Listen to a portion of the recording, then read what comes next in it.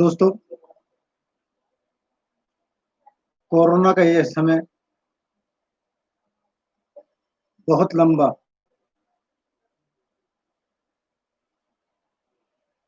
बहुत परेशानियों भरा निकला है। भारत के लोगों के यदि पर चेहरों पर देखें, तो हर चेहरा मुरझाया हुआ है, आँखों में झाइयाँ बनी हुई हैं। हमारे देश के लिए कोरोना का संकट जितना नहीं है, उतना जनता के चेहरे पर भय का वातावरण है। लोग साँस मास्क की वजह से अच्छे तरीके से नहीं ले पा रहे हैं। डॉक्टरों का कहना भी है कि यदि साँस प्रॉपर तरीके से अंदर नहीं जाती है, तो बहुत शरीर के लिए परेशानी का विषय है। एक तरफ डॉक्टर कहते हैं कोरोना नाम का वायरस है, दूसरी तरफ ये अतुल कोठारी साहब, डॉक्टर एमडी, एमबीबीएस कहते हैं कि ये कोरोना एक वायरस जो इस तरीके से लोगों ने भ्रम फैलाया है, कैसे भ्रम सारी दुनिया के अंदर कार्य कर रहा है। उनने शंका जताई है कि इसमें कुछ लोग मिले हुए हैं। विश्वास नहीं होता। ऐसा लगता है कि देश और दुनिया की रक्षा करने वाले व्यक्ति ऐसा भ्रम क्यों फैलाएंगे।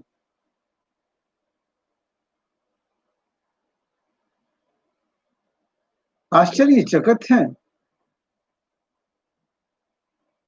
एक कोरोना के मरीज के लिए हम भी देखने के लिए गए। मेरे साथ में डॉक्टर साहब थे। मैंने उनसे पूछा कि इस लड़के के लिए क्या तकलीफ है।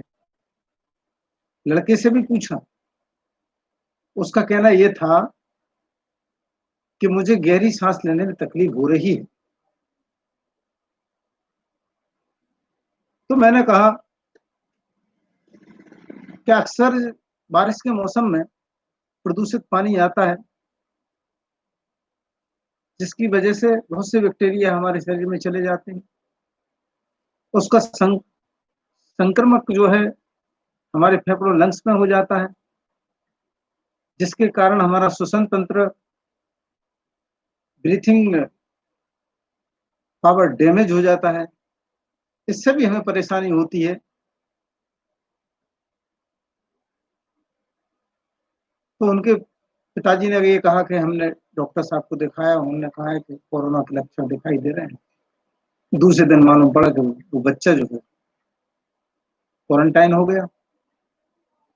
डॉक्टर साहब के यहाँ मेरा रोजाना उठना बैठना होता है। मैंने उनसे पूछा, तो डॉक्टर साहब आपने तो कहा था कि वायरल इन्फेक्शन है, फिर ये स्थिति कैसे बनी। तो उन्होंने कहा कि नहीं, मेरे हिसाब से मैं तो 40 वर्षों से प्रैक्टिस कर रहा हूँ, मैंने अध्ययन किया है, ऐसा कुछ नहीं। मुझे खुद विश्वास नहीं हो रहा है।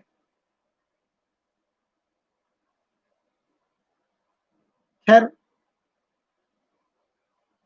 सरकार सारा सारा वर्ल्ड जाने क्या व्यवस्था है, अच्छी कर रहे हैं, कोई दिक्कत नहीं। लेकिन कब तक चलेगा। आर्थिक तंगी का वातावरण पैदा हो रहा है, लोग परेशान हैं। कई स्कूल बंद हो गए हैं, जिनमें 10-10, 25-25 लोग स्टाफ के काम करते थे। सबकी आय प्रभावित हुई है, बेरोजगार हो गए हैं। इन्हीं बातों को मद्देनजर रखते हुए मैंने कहा था कि केंद्र सरकार और प्रदेश सरकार के लिए ये फैसला लेना चाहिए, जो बेरोजगार व्यक्ति हैं उनके लिए कम से कम 5-5 हज़ार रुपए इस काल में और बेरोजगारी भत्ता के रूप में दे दिए जाएं, तो उनका जीवन सुलभ हो जाएगा, परिवार की स्थिति ठीक हो जाएगी। और जैसे ये कोरोना काल बहाल होता है, हम इस महामारी से अगर बाहर निकलते हैं, जो भी है, फिर हम जो व्यक्ति सर्विस कर रहे हैं, उनको राशि फिर ना दें, कोई दिक्कत नहीं। लेकिन जो वास्तविकता में बेरोजगार हैं,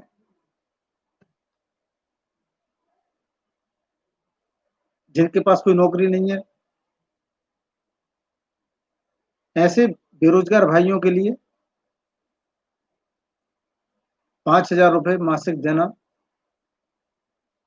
नीतिगत तरीके से ठीक भी है और आवश्यक भी है। हमें उनका ध्यान रखना चाहिए।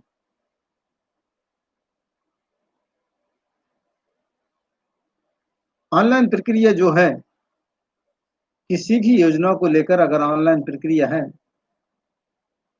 तो हमें आधार कार्ड को प्राथमिकता देते हुए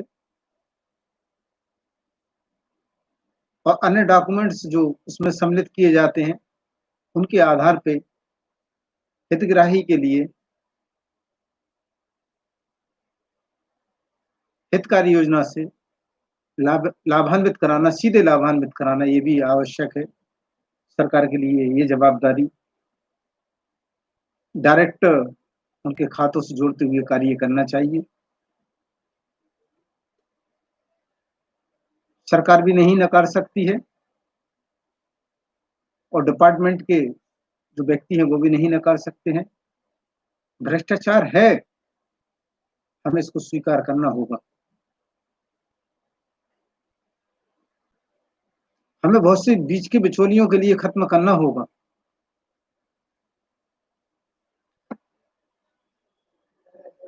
जिनके लिए तनख्वाह मिलती है, भ्रष्टाचार उन्हें नहीं करना चाहिए, लेकिन इसके बाद में भी करते हैं।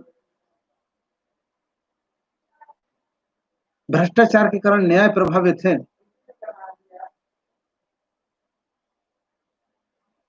लोग पैसों के दम पे न्याय के लिए खरीद लेते हैं। मैंने 12 वर्ष तक वकालत में रहकर प्रैक्टिस की है। मैं अच्छे तरीके से जानता हूं। मेरे पास कई मौका आए हैं, लेकिन सारे वकील के लोग अच्छी तरीके से जानते हैं कि ये व्यक्ति इस भ्रष्ट आचरण वाली व्यवस्था में कभी नहीं जुड़ा है। मेरे विषय में जजों के लिए बहुत अच्छे तरीके से एहसास है।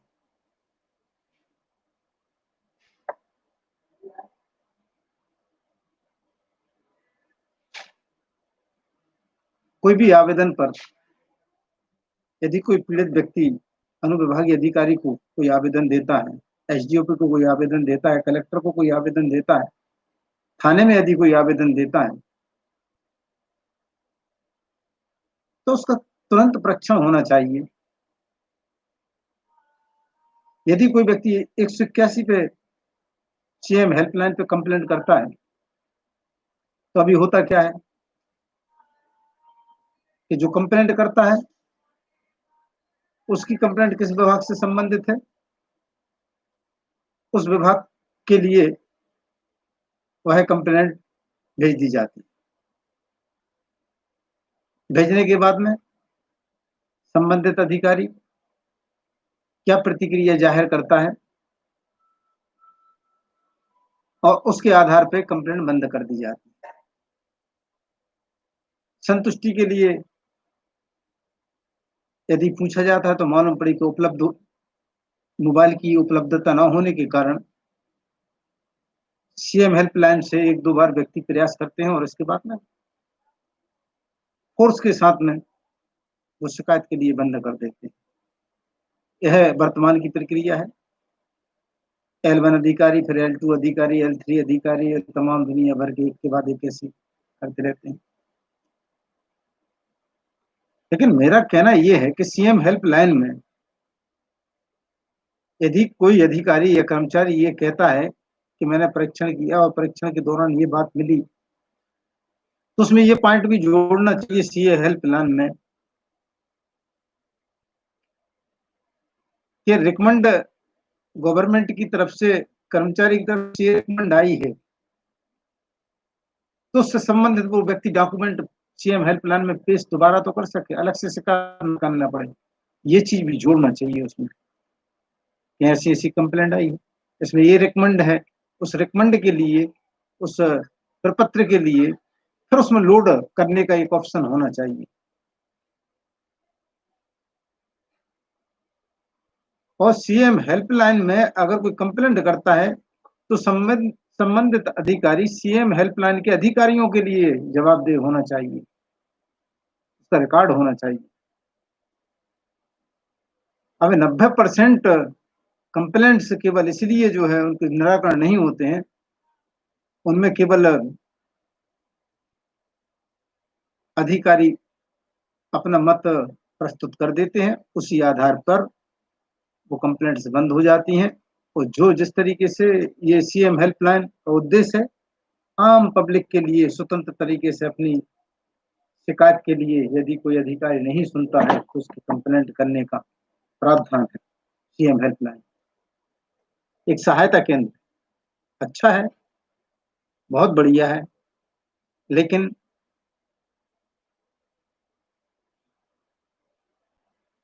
सीएम के लिए और पीएम के लिए भी ये एक ऐसी प्रस्ताव पारित करते हुए गवर्नमेंट के अनुविभागीय अधिकारी, तहसीलदार, थाना, एसडीओपी, कलेक्टर, इनके लिए भी एक निर्देशित करना चाहिए कि कोई भी आवेदन यदि आता है आपके पास में, कोई भी फरियादी आवेदन लेके आता है तो उसको रिकॉर्ड में लिया जाए, पंजीबद्ध किया जाए, उस पर फाइनल डिसीजन 15 दिनों के अंदर अंदर आपने क्या दिया है उसका भी रजिस्टर में निर्णय सबमिट होना चाहिए। अभी क्या होता है कि कोई भी व्यक्ति अगर आवेदन देता है अधिकारी के लिए, अधिकारी ने लिया, पढ़ा और मालूम पड़ी, पढ़ते भी नहीं है, तो बाबू के लिए दे दिया कि लो उस पर सील लगा के इसके लिए पावती दे दो, बात खत्म।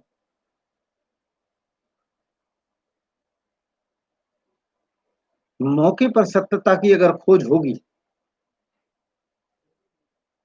बिजली घर में स्थिति ऐसी ही है। अब तो एक उपाय, एक ऐप आ गया है, उसके माध्यम से व्यक्ति रीडिंग ले लेते हैं, रिकॉर्ड बन जाता है, उसकी हिस्ट्री बन जाती है। समझदार लोग तो ये कर लेते हैं, लेकिन अधिकांश जो रीडिंग कर्मचारी ले जाते हैं, देते हैं, वो गलत देते हैं। ये मैंने कई बार एहसास किया है और अपने ही उसमें हमने कई बार कंप्लेंट्स भी की है, लेकिन उस पर क्या है कि कोई किसी व्यक्ति ने रियली में तवज्जो नहीं दिया है। सत्य नहीं मरना चाहिए, सत्य तक जीवित रहना चाहिए। बहुत पारदर्शिता लाने की आवश्यकता है। प्रत्येक व्यक्ति के आधार कार्ड से पूरी संपत्ति का ब्यौरा उसमें जुड़ना चाहिए। एक व्यक्ति के पास में कितनी संपत्ति है, यथार्थ जानकारी जब मिल जाएगी, सारे आधार कार्ड से बैंक अकाउंट कनेक्ट होना चाहिए, गैस सिलेंडर होना चाहिए, कितनी गाड़ी घोड़ा किस व्यक्ति के नाम से, सब होना चाहिए। पारदर्शिता होना चाहिए, किसके पास में क्या है, आधार कार्ड के माध्यम से ही पूरी जानकारी निकलना चाहिए। जितनी हम पारदर्शिता लेके आएंगे, कैशलेस व्यवस्था लेके आएंगे, उतना ही समाज का भ्रष्टाचार हम समाप्त करने की तरफ बढ़ रहे होंगे। लेकिन हमें कैशलेस व्यवस्था लाने के साथ साथ में लोगों के आर्थिक दृष्टिकोण को भी बढ़ावा देना पड़ेगा। कौन व्यक्ति कितना व्यवसाय कर रहा है, क्या व्यवसाय कर रहा है, उसके लिए हम क्या मदद कर सकते हैं, कहाँ से कर सकते हैं, किस योजनाओं का लाभ पहुंचा सकते हैं, ये सारी बातें हमें अपने ध्यान में रखनी होंगी।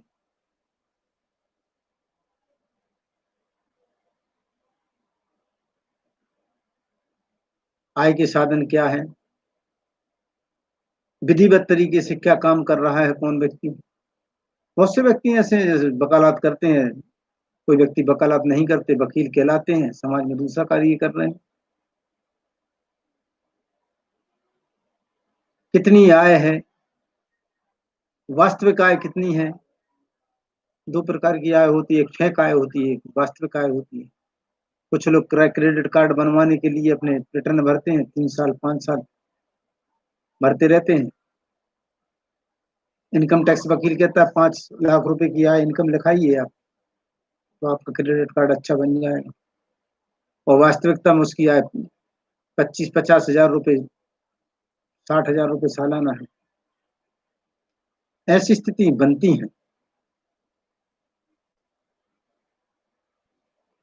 हम किसी भी लाभ के लिए यथार्थ से मुंह मोड़ते हुए अगर हम कार्य कर रहे हैं तो ये ठीक नहीं है। हमारा मकसद यही है, पारदर्शिता आना चाहिए। हर प्रॉपर्टी का ब्यौरा आपके आधार कार्ड में हो, सबसे लिंक हो। गवर्नमेंट के लिए इस पर फोर्स करना चाहिए, जिससे कि प्रत्येक व्यक्ति की हिस्ट्री उसके आधार कार्ड के आधार पर सामने आ जाए। हर घर के लिए टिक मार्क करना चाहिए, किसके लिए कौन सी सुविधा मिली है, किसके लिए कौन सी सुविधा नहीं मिली है, वो भी आधार कार्ड में पंजीबद्ध होना चाहिए। जब हमारे पास सही रिकॉर्ड होगा तो जो व्यक्ति लाभार्थी नहीं है, लाभार्थी नहीं बन पाए हैं, उनके लिए प्रोत्साहन मिलेगा, वह लाभार्थी होंगे। लेकिन ब्यौरा सटीक आधार कार्ड से सबमिट नहीं होने के कारण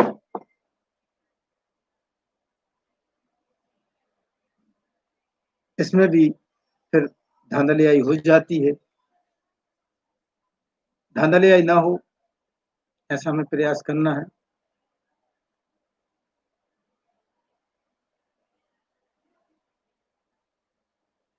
हर व्यक्ति के लिए हित मिले, उपेक्षित ना हो, ये सरकार की ही ड्यूटी और जवाबदारी है। सबसे पहले एक कार्य योजना बनाने की आवश्यकता नगर नगर, पंचायत पंचायत, शहर शहर में है। प्रत्येक घर की आय का ब्यौरा, उसके आय के साधन, उसकी आय, उसकी संपत्ति का ब्यौरा रिकॉर्डेड तौर पे नगर पंचायत में इसका पूरा पूरा ब्यौरा ईमानदारी से सबमिट सुरक्षित होना चाहिए। और नगर पालिका के माध्यम से या प्राइवेट एजेंसियों के माध्यम से हमें ये सर्वे कराने की आवश्यकता सारे देश में है। जब विधिवत तरीके से सर्वे हो जाएगा, हर व्यक्ति की प्रॉपर्टी, घर में कितने व्यक्ति हैं, कितने बेरोजगार हैं, आय के साधन क्या हैं, परिवार का मुखिया क्या काम कर रहा है, परमिट साथ में है कि अलग अलग है, ये सारा ब्यौरा जो है प्रत्येक परिवार का जब देश के पटल पे होगा, यहाँ सबमिट किया, पूरे देश के लिए, पूरे विश्व के लिए जानकारी होना चाहिए। फिंगर से ही पहचान होना चाहिए, फिंगर लगाया कि पूरी जानकारी सामने आ गई। मैं अकाउंट के कौन से अकाउंट में कितना पैसा कहाँ कहाँ है, मैं बैलेंस के पूरा पूरा आ जाए। तो ये बहुत बड़ी एक पहल होगी, एक क्रांति होगी। उस क्रांति से लोग परिचित हो जाएंगे, देश परिचित हो जाएगा।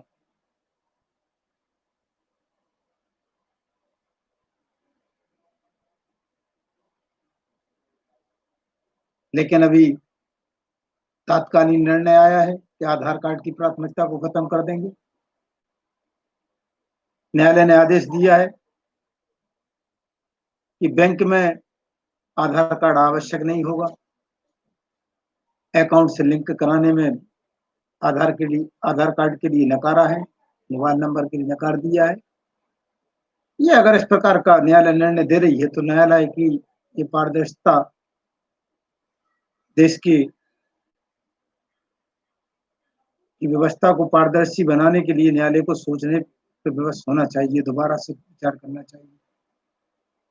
मेरे विचार में तो बिल्कुल सही और सटीक यही निर्णय है कि आधार कार्ड में प्रत्येक व्यक्ति का ब्यौरा, पूरी प्रॉपर्टी का ब्यौरा आधार कार्ड से लिंक होना चाहिए। कितना पैसा बजट उसके अकाउंट में है पूरा होना चाहिए। और यदि कोई व्यक्ति उस बजट को छुपाता है तो वो राष्ट्रीय संपत्ति होना चाहिए। ये क्लियर होना चाहिए। पारदर्शिता होगी, देश सशक्त होगा। कोई भी लेन देन व्यक्ति करता है तो उसका भी ब्यौरा होगा। कैशलेस करेगा तो और अच्छा होगा। कैशलेस करने से यही है कि व्यक्ति भ्रष्टाचार नहीं कर पाएगा। अगर भ्रष्टाचार करेगा तो वो भी सामने आ जाएगा। अभी भ्रष्टाचार है।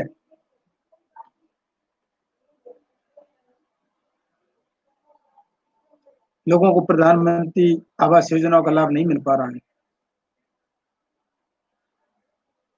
किसी कारण से भी कुटीर लोग निरस्त कर देते हैं। कर्मचारी कई लोगों के आवेदन निरस्त कर दिए। रिकॉर्ड में, ऑनलाइन रिकॉर्ड में अगर देखते हैं, ऑनलाइन रिकॉर्ड में कुछ भी नहीं है। नगर पालिका की अनुशंसा के लिए ऑनलाइन देखने पर पता पड़ता है। लेकिन 1 साल हो गई, 2 साल हो गई, 3 साल हो गई, लोगों के जब रिकॉर्ड देखते हैं तो कुटीर का पैसा नहीं मिल रहा होता। क्यों नहीं मिल रहा होता? क्योंकि भ्रष्टाचार का पैसा नहीं आता है।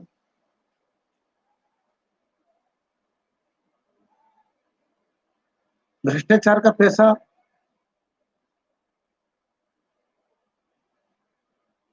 इन्हें क्यों दें? इसलिए मैं सरकार से गुजारिश करता हूं कि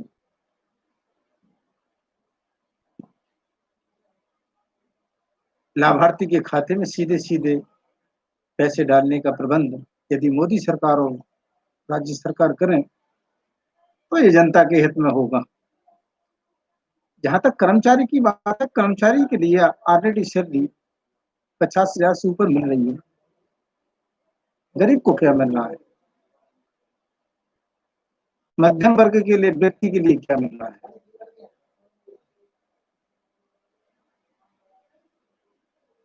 छोटे छोटे शहरों में, पंचायतों में, ग्राम पंचायतों में, गांव में आय के संसाधन नहीं है। लोग बामुश्किल रोटी ही बड़ी मुश्किल में खा पा रहे हैं। यदि 1 रुपए किलो गेहूं, अनाज और ये व्यवस्था अगर गवर्नमेंट ना करे तो बहुत पुअर स्थिति देश में व्याप्त हो जाएगी। विचार करने की आवश्यकता, लाभार्थी के सीधे खाते में पैसे डालने की आवश्यकता है। जितनी भी रिकमेंड है सब जो है ऑनलाइन ही व्यवस्था हो जाए, वो फ्रीली हो जाए। यानी कि सीएससी के माध्यम से, एमपी ऑनलाइन के माध्यम से कोई भी व्यक्ति कहीं से भी किसी भी कंप्यूटर कैफे वाले से अपने जो है सबमिट फॉर्म फिलअप करवा सकता है।